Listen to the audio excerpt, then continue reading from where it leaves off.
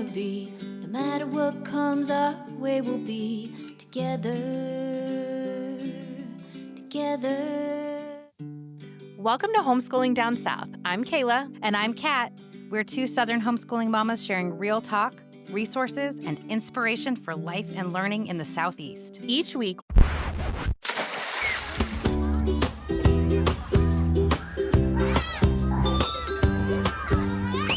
it's summer, y'all, and we're breaking the rules and shaking things up a little bit. That's right. We're right here in your feed each week, but our summer season has a different flavor. So whether you're listening on summer vacation or chilling by the pool, we are sharing homeschooling conversations to refresh and inspire. Pull up a chair and join us as we keep celebrating the joy, freedom, and community of homeschooling down south, summer style.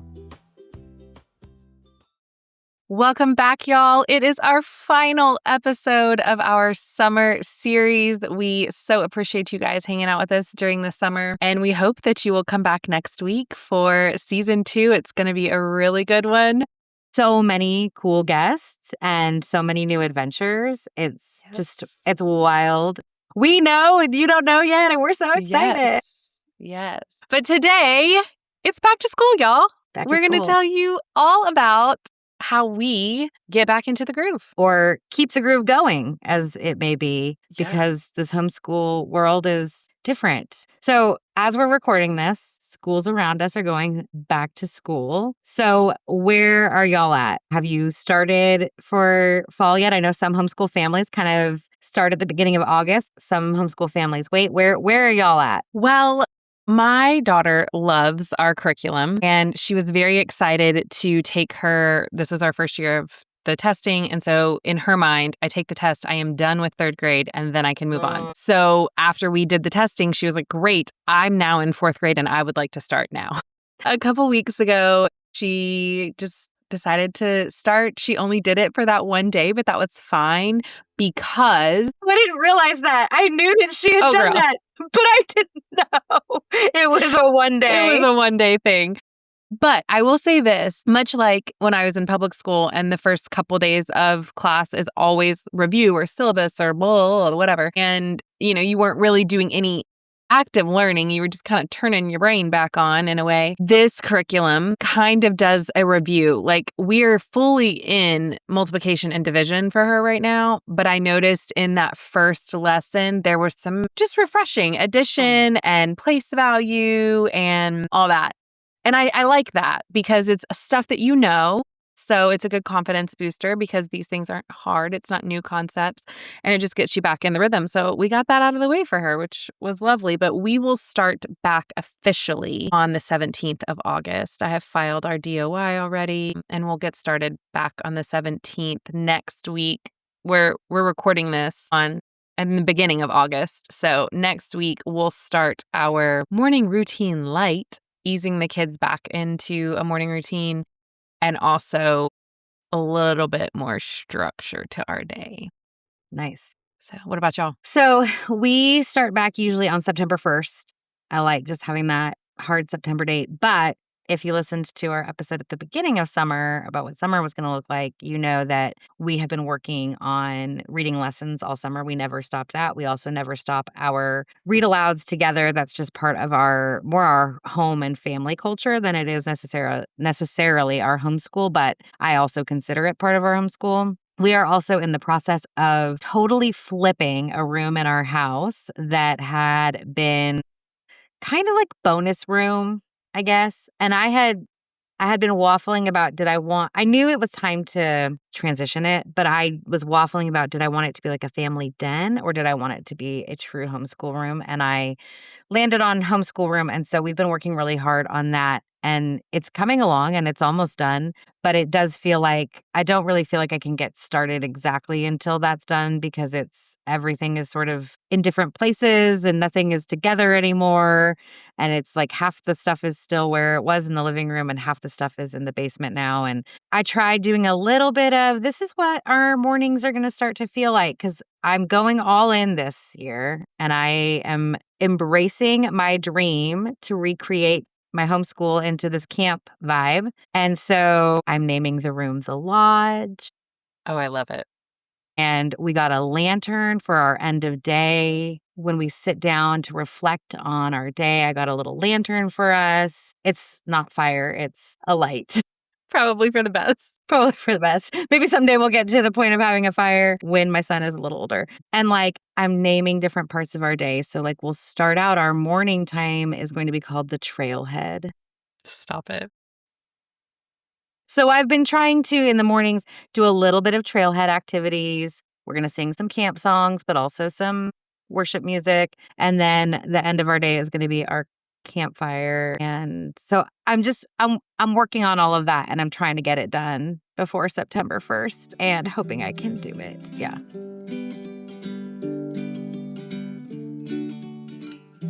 So what is this year going to look like for y'all? Are y'all trying new curriculum? Do you have any adventures that you're excited about? What's coming this year for you? Well, we are not using new curriculum because we love LifePack. Although we did a interview, which you guys will hear at the beginning of season 2, that is making me think we might keep LifePack as our Bible, math, and language arts, but do some other fun things for history, geography, science, all that. But for this year, we are using LifePack for all of the subjects, and the biggest changes are going to be in our morning routine, because last year we did Amber O'Neill Johnston's hymn study. We did CNN 10, we did 50 states, and we did 60-second presidents. That was our morning time. But we finished Amber's hymn study. So I got this book from my mother-in-law or my sister-in-law that they used for their homeschool. And it's called Then Sings My Soul. And it's 150 of the world's greatest hymn stories. And it's very easy to digest. It's just the sheet music on one page and then all about the hymn on the other page. So I love it. And yeah, it's like a little devotional, but and we'll listen to the song. And we honestly might do a different one each day because there's so many of them. And, they're very digestible. So we're going to do that. We are also going to use our Names of God devotional that we got from Renee at Training Them Wisely. That's going to be our transition from breakfast to school, because it's something a little lighter, and we can move to the table. They can color the page and we can do all that. And the other thing that I got, well, I didn't get, my Aunt Penny, who I have referenced multiple times as the ultimate gift giver. She got the kids 3D puzzles. This is a puzzle. What? And it's a pencil holder. I wish y'all could see it. It looks like a 80s high top sneaker. Yes. And it's a 3D puzzle. And so my kids each got one. And so I'm going to revamp our whole cart. We have a little homeschool cart that I can wheel out because we don't have a homeschool room in our house. We just do school at the table. But I have a cart that I put everything on. So on each of their shelves will be their shoe with their utensils, because we are notorious for losing pencils in our house. So we're going to do that.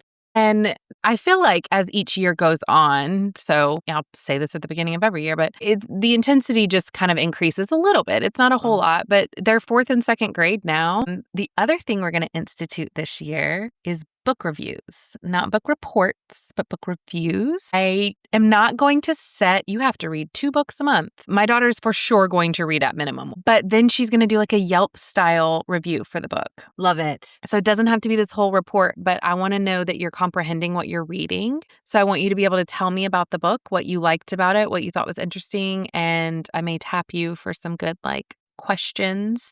Okay, can I get on a little bit of a soapbox for a minute? Go for it. One of my favorite books for homeschoolers is The Read Aloud Family by Sarah Mackenzie. It's not written exclusively for homeschoolers, but Sarah Mackenzie homeschooled, and it's woven in there. It's a great book whether you homeschool or not. But what I love about it is she provides these 10 questions that are really useful for read alouds to do things like make sure that we're taking away the moral values of the story, to make sure that we're thinking critically. And what I love about these questions, they're so good. I use them with my son all the time. I've used them when I taught a book club class. What I love about them is they're not looking for a specific answer. They're allowing the learner to share what they intuited. And so in part of her book, she talks about when your kids start to read independently, you can still use these questions. They're not just for when you sat and read aloud and shared the story, but like use these questions when your student goes off and reads a book that you're not a part of reading. Maybe you've never even read it before. Now it's not just about comprehension, but it's also about you having this shared experience with your child where they tell you about the things they're reading, and you can use these same questions that you would use in a read aloud. You can use them again for independent reading. I It's love it. brilliant. So check out the book. And Kayla, you actually already have the questions because your daughter took my book club class Yes. and I sent them to the parents so that the Excellent. parents would know what I'm talking about with your kids. So yeah, use that same list Yes, to I help will. guide her. I mean, I love this idea of a review, a book review. Yeah. Because I feel like that's also cultivating a skill set that is valuable versus like a report. The book report is like, who cares about this whole report? But a review, like that's what you would give to a friend if a friend said, Yes. hey, you read that book. What did you think? I love Yeah. that. I love the direction you're taking it in. Yeah. Use a Yeah. couple of those questions and so cool. Yeah. Yeah. Okay. I'm so excited that I already have those questions then because that will be a big help. But yeah, I just want her to be able to communicate succinctly. I don't need a 5-paragraph book report. I need a paragraph that will help me understand what I'm going to encounter if I read this book. And then I want you to give it a rating. Is it a 5-star book? Is it a 4-star book? Like, I want to know. Yeah. So, and then I'm going to have a spot where she can draw a picture of like Nice. something that the book reminds her of. I The love other that. thing we're going to do, and you and I both got these, but the Color and Truth scrolls Yes. for the book of Genesis, we're going to start doing those as well. And I'm just going to put them up in the hallway. We have a hallway over on the kids' side of the house, and I'm going to tape them on the wall. hallway. I've been trying to figure out where I was going to hang mine. The Yeah. hallway, that Yeah. is brilliant because I'm like, I don't have a space long enough, but the hallway Yeah. upstairs Yeah. and by our bedrooms, that's great. Yeah. Yeah. Just put it there, and then you read the chapter. And we're, I think, going to work more on like memorization of scripture, and not in the legalism sense, but in the whole hide my word in your heart Yes. sense, so that they will Yes. have that. So anyway, and just more biblical understanding. As they get older each year, we can go a little deeper. But going back to what I had said about being more, I don't want to say rigid or intense, but just more structured with our academics. But also this year, we don't have some of the things that we had the last couple years. And that has opened up a significant amount of room in our schedule. And so we have a lot more adventures planned. And that was my desire for this year, is that we go and we do and have a seashell unit study that we're going to take to the beach with us. We're also going to take our state park guide because we are going to go to at least Gulf State Park. Yeah. But who knows? My husband often finds parks when we're traveling. So we're going to do that and just have a little more freedom. Even though we will be a little more structured in our academics, we're going to have a little more freedom to adventure as well. Yeah, So I love I'm really that. excited about that. But we just slow roll back into it so that it's not just like, oh, we had these super unstructured days and now we're immediately jumping back into it. So next week is the week where we start slow rolling so that come the 17th, we're ready to go. Yeah. I feel like I'm going to slow roll some things at the end of August. I don't want to give any spoilers, but we're going on a pretty big adventure with y'all at the end of August. Yes. So I might need to think about slow rolling some stuff ahead of then because that week is going to be Wild. We're going actually on two. We're going on 2 adventures with our kids for the podcast in 1 week. So, yeah. Are y'all going to homeschool days at Gulf State Park when you're there? I sure hope so. We don't know yet if it's happening. Is that right? Yeah. Yeah. But it does look like So- they have some stuff going on when y'all are there, even if it doesn't end up being homeschool specific. Oh, yeah. Yeah. I'm excited for you. Yeah, it's going to be fun. It's going to Yeah. be fun. But what about you? What's going to be different? I mean, you guys are really transitioning into like, not that kindergarten isn't formal school, but first grade is it's more. Yeah. You know? And in the state of Georgia, that's what's required is starting at age 6. And so it does feel like more of the rubber is hitting the road this year. Yeah, we used Wild Learning last year for reading and math, and I loved it for math. And I just don't think it was quite the right fit. I think I love the reading curriculum. I just don't think it's the right fit for my son. So we have switched over to Play and Talk for reading, and that's what we've been using all summer. So we'll continue with Play and Talk. We'll continue with Wild Math, and we're adding 5 in a row for kind of rounding out all of the other subjects. I'm really excited about it. I've been prepping it. And because you've been on this 5 in a row journey with me, that God kept on showing me it was what I needed for this year. And I kept doubting. And then he'd show me again. And then I would be like, but that's so shiny over there. And then he would show me again. So I was prepping out September. And we have some big adventures this year too. We also are not going to do any sort of weekly co-op type program this year. My son and I had a talk about it, and he's like, I really like homeschool days, but I don't like going to the same class every single week. And I'm like, that's fine. So we are adventuring a lot. But it was so cool because as I was prepping out the weeks and like the book for 5 in a row and the topic, it was aligning with things I already have planned, and I didn't do that on purpose. And it just was another layer of God being like, this is the right thing. So the first week is the story of Ping. And that's about a duck. And that's Chattanooga's homeschool days that week. It. And so we're already going to go and be around animals. And there's a white duck taco in Chattanooga now. So we're going to. Perfect. It's perfect. And I found a duck pond that's right by the zoo. And then the last week of September and the first week of October is the Rag Coat, which is a similar story to Dolly Parton's Coat of Many Colors. And that's the week that we're going to the Smoky Mountains to ride horses in Smoky Mountain National Park and stay in Townsend, which is kind of the quieter side of the Smokies is what it's nicknamed. And we already were planning on going to this dulcimer store, and there's dulcimers in the store. I just was like, this is so wonderful. But yeah, we have more homeschool days. I've already got my tickets to Tuesdays in the Field in September.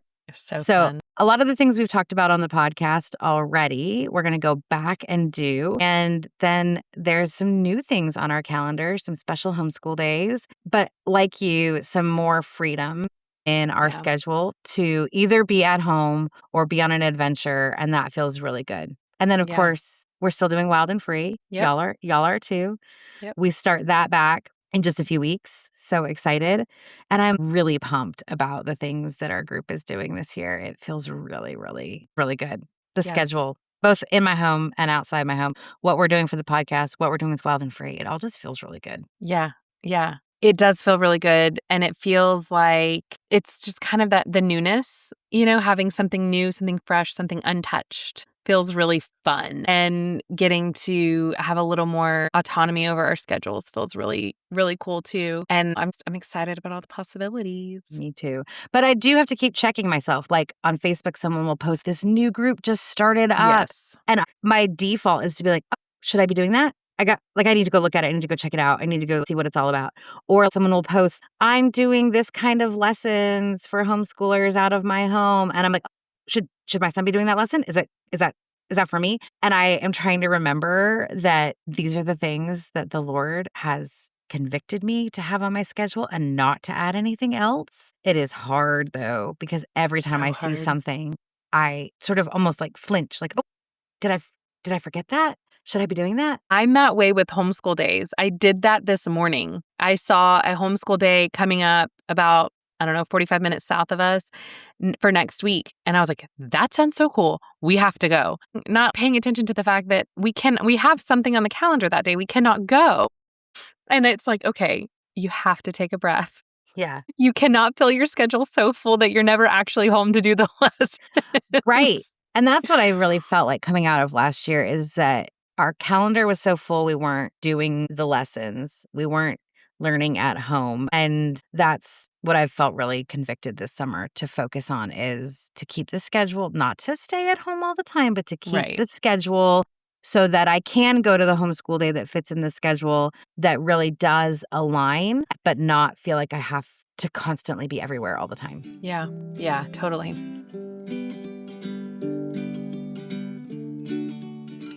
So what piece or pieces of advice would you give to the homeschool mom who's starting out? This is her first year homeschooling. And she's like, oh my gosh, when there are no boundaries, I have to decide. What do I do? What would you say to her? Gosh, that's hard to think of some general advice because I'd want to know things like, Yeah. were the kids in school and we're coming home?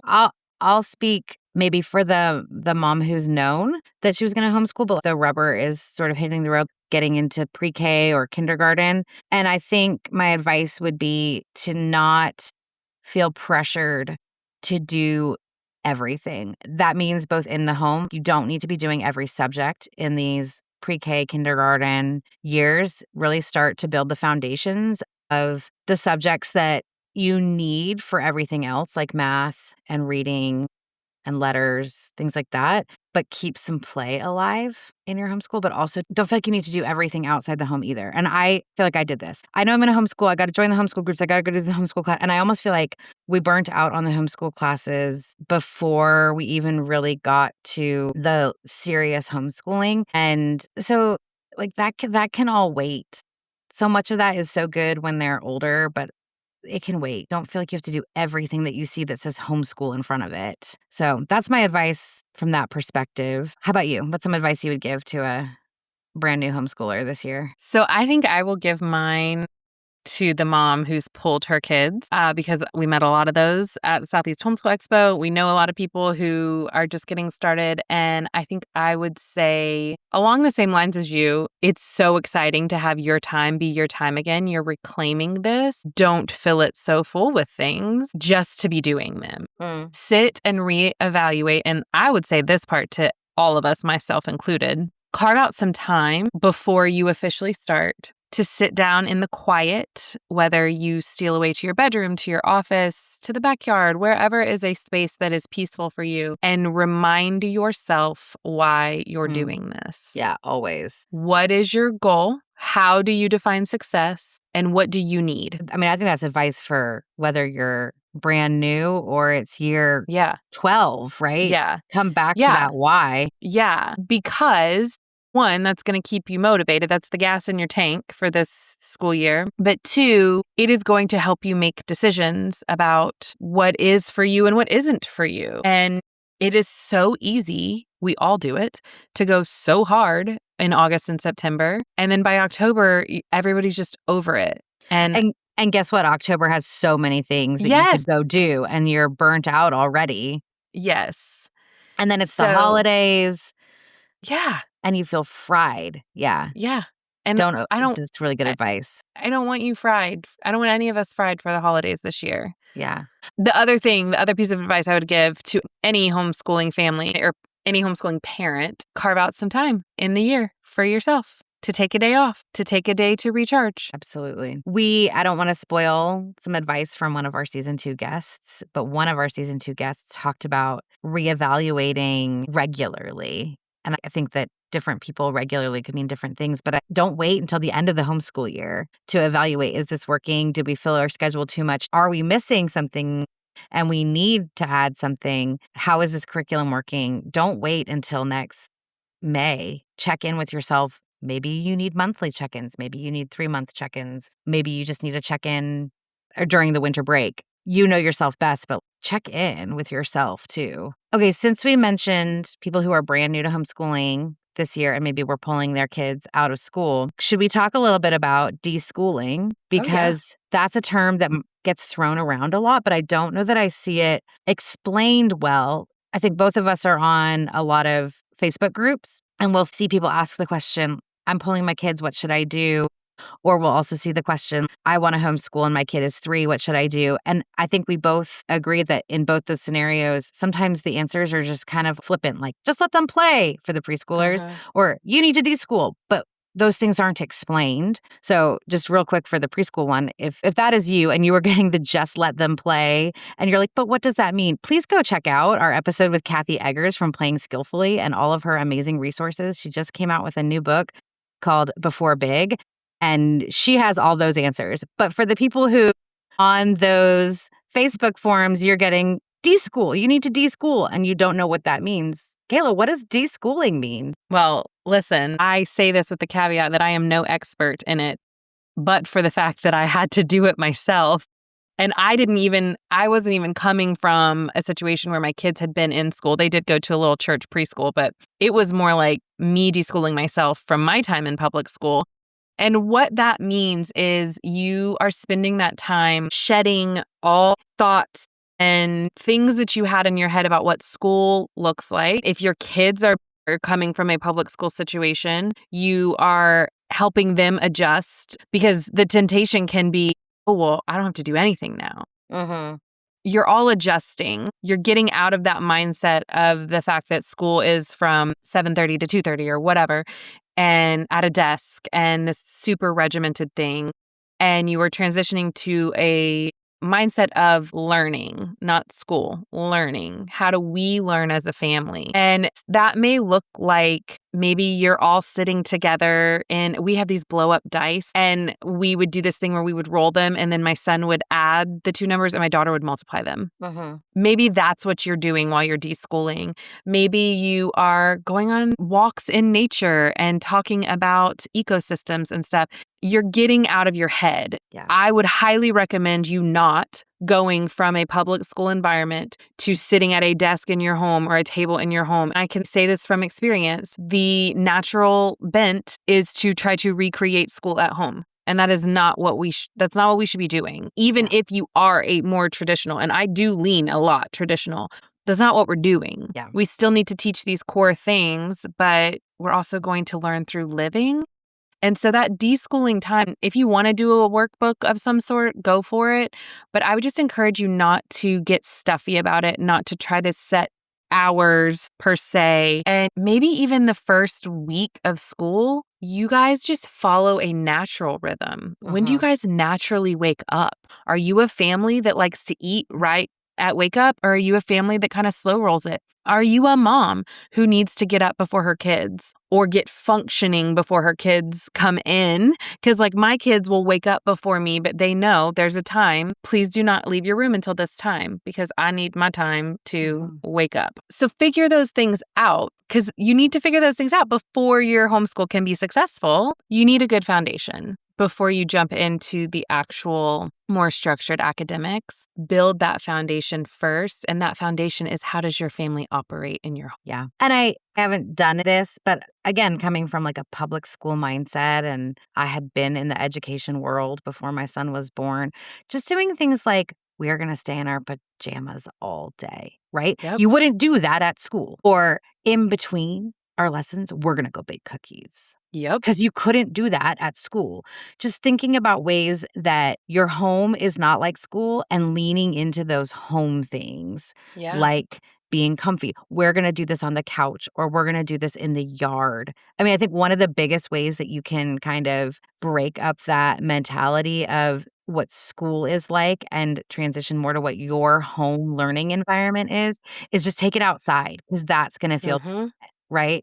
Take the math lesson outside, take the reading outside, go do science, hands-on science outside, go do some nature study, because that is not happening in school. And so that's going to feel different too. Just really trying to lean into things that are part of your own family culture already and embracing them. Yeah.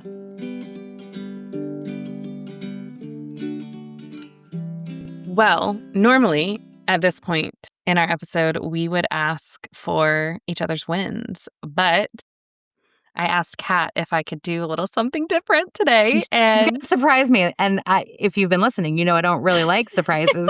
So this is how much I trust Kayla. She's surprising me right now. So I saw this thing on Instagram, and it was like, call your bestie, pick a date 6 months from now to go on a celebration dinner. Like it. And write down all of the things that you are anticipating that you're going to celebrate. And I loved that, because you are going into this semester confident that you're going to have things to celebrate. Yes. This is great. So I would love to talk about what we're going to talk about at our celebration dinner. What are we going to be celebrating at our celebration dinner? Well, that is so good. Okay, but you knew, so you have to start, because I need a minute to think about it, because this is a surprise to me.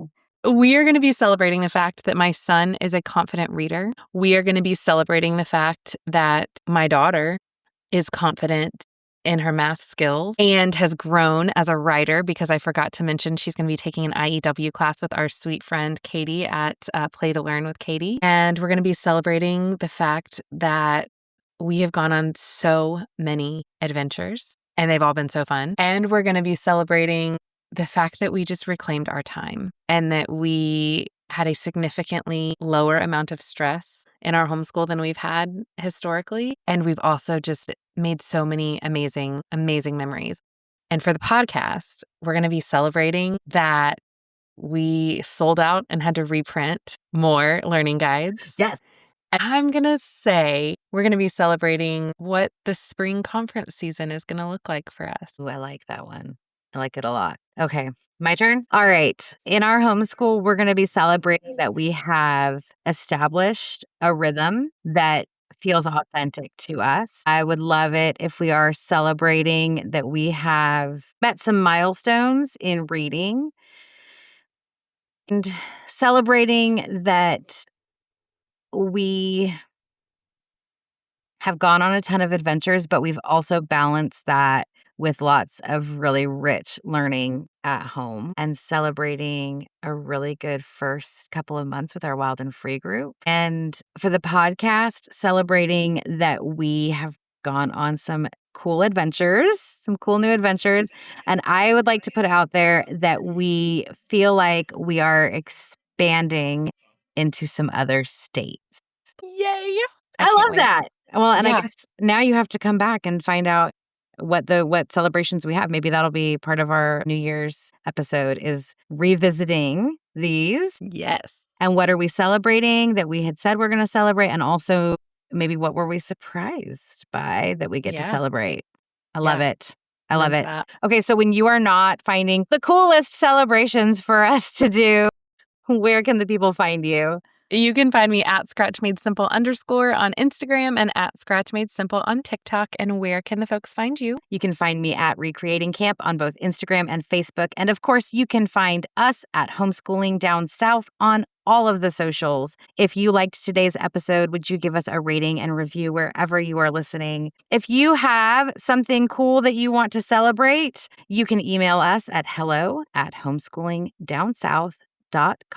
And if you would like to check out the learning guides that Kayla has already said we're going to be celebrating selling out of, if you want to be a part of that, you can visit our website, homeschoolingdownsouth.com, and click on the shop link. And we are so excited that next week starts season 2. Y'all, Yeah. come back wait. and listen. Yes. We'll see you then. Bye, y'all. And we'll love together, we'll learn together, explore this whole wide world together.